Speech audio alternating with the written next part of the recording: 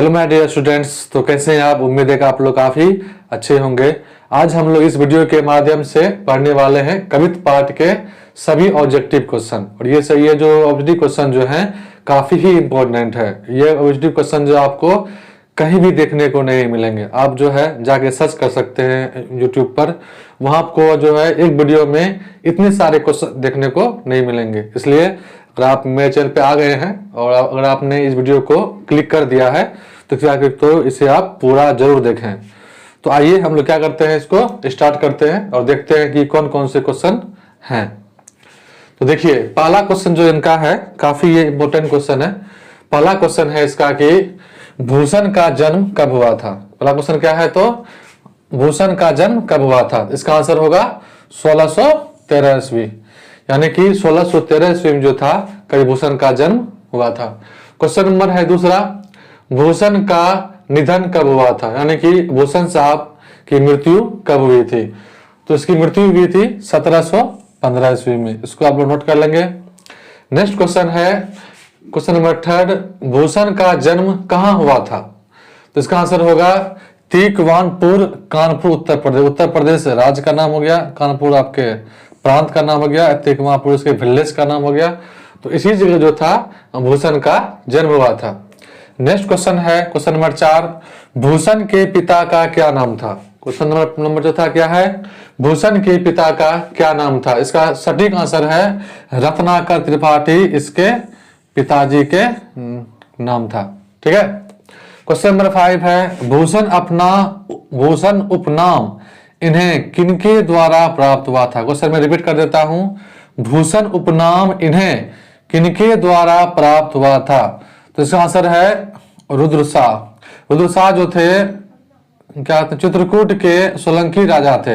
इनके द्वारा ही कई भूषण को जो है इनको भूषण उपनाम दिया गया। और ये भूषण इतना फेमस हुआ कि इनका जो मूल नाम ही गौण हो गया। मूल नाम क्या है किसी को पता नहीं है, इनका उपनाम ही है भूषण। हम लोग इसको इसके उपनाम से ही जानते हैं। नेक्स्ट क्वेश्चन है, भूषण के आश्रयदाता कौन कौन थे, यानी कि भूषण को जो है किसने आश्रय दिया था, किसने उसको अपने पास बैठाया था।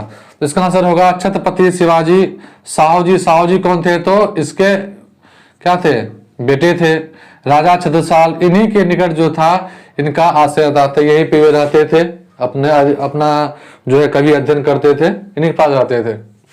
फिर देखिए भूषण किनके भाई के रूप में जाने जाते हैं। भूषण साहब जो है किनके भाई के रूप में जाने जाते हैं। इसका आंसर होगा चिंतामणि त्रिपाठी, मणिराम भूषण। ये सब जो हैं इनके भाई के रूप में जाने जाते हैं। नेक्स्ट क्वेश्चन है क्वेश्चन नंबर 8, भूषण ने किस रस की प्रमुखता दी है। भूषण ने किस रस को जो है प्रमुखता दी है। तो इसका आंसर होगा वीर रस। भूषण साहब जो थे उन्होंने वीर रस को प्राथमिकता दी। उनकी जितनी भी आप कविताएं देखेंगे, जितने भी उन्होंने पुस्तकें लिखी, उन सभी में जो था उन्होंने क्या किया, तो वीर रस के प्राथमिकता दिया है। नेक्स्ट क्वेश्चन है देखिए, शिवाजी के पुत्र का क्या नाम था। शिवाजी जो थे उनके पुत्र का क्या नाम था। इसका आंसर होगा साहू जी। साहू जी जो था शिवाजी के पुत्र का नाम था।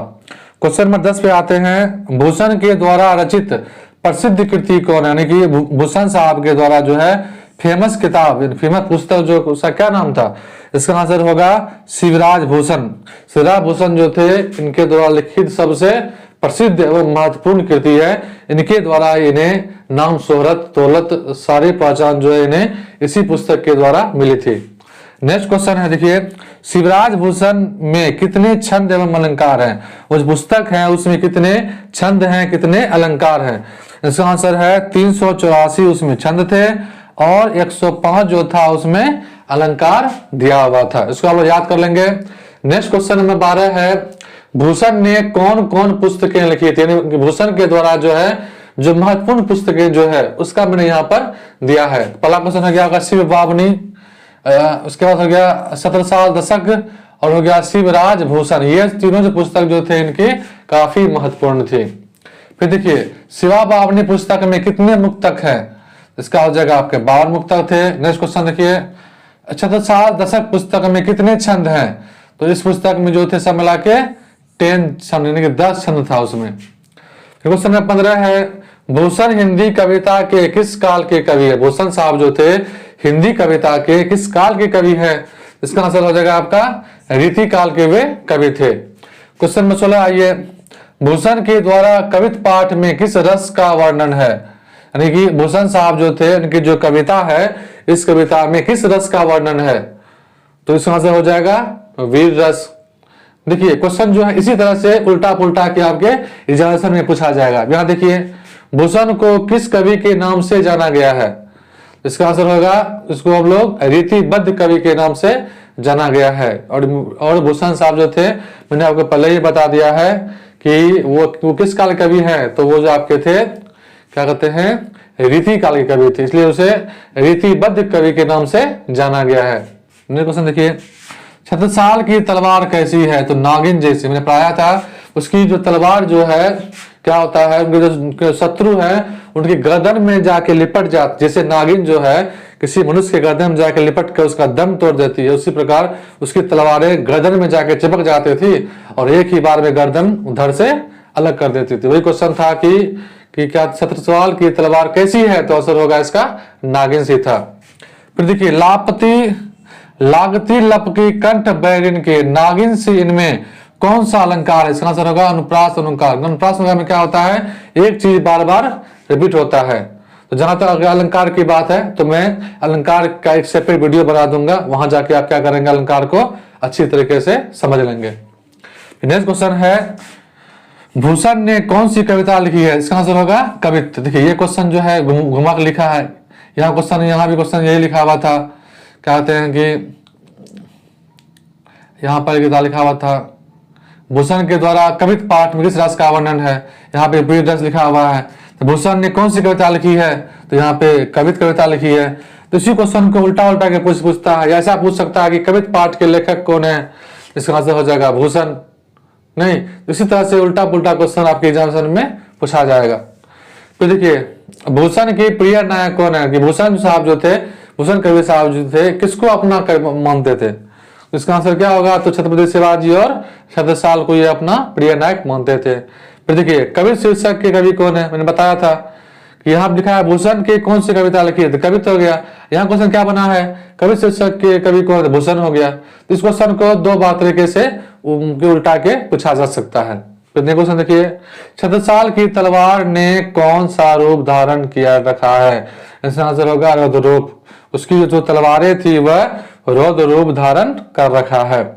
क्वेश्चन नंबर 24 में है, भूषण ने समुद्रगामी से किसकी तुलना की है? मैं पढ़ाया था उसमें कि समुद्र की तुलना, समुद्र की आग से तुलना की है किसकी? तो महाराज शिवाजी की तुलना की है। जैसे समुद्र की आग जो है पानी पे अपना पूरा कब्जा करके रखता है, पूरा दबा रख के रखता है, ये पहली ही पंक्ति है। जैसे इंद्र जो है किस पे कब्जा करके रखे हैं? तो यम पे अपना शासन करते हैं। जैसे राम जी किस पे कब्जा किए थे? तो रावण पे अपना दबदबा करके रखे थे। नहीं, उसी तरह क्या है शिवाजी ये क्या है अपने वंश के प्रति जो है वहां पर कब्जा करके रखे हुए थे। क्वेश्चन में आइए 25 पे क्वेश्चन है कि कविता के प्रथम छंद में कौन सा रस है? तो कविता के उस पुस्तक में जो आपका वीर रस है, पहले बताया था। भूषण ने मुख्यतः किस भाषा में रचना की है? इसका आंसर होगा ब्रज भाषा में इन्होंने प्राय अपनी रचना की थी। क्वेश्चन नंबर 27 है कि देखिए छत्रसाल की तलवार शत्रु के गले में किस तरह लिपट रहे हैं? तो नागिन सी। उसकी तलवार किस तरह लिपट रही है? तो नागिन सी गले में लिपट रही है। नहीं, क्वेश्चन नंबर 28 है, प्रलय भानु तम तोम में कौन सा अलंकार है?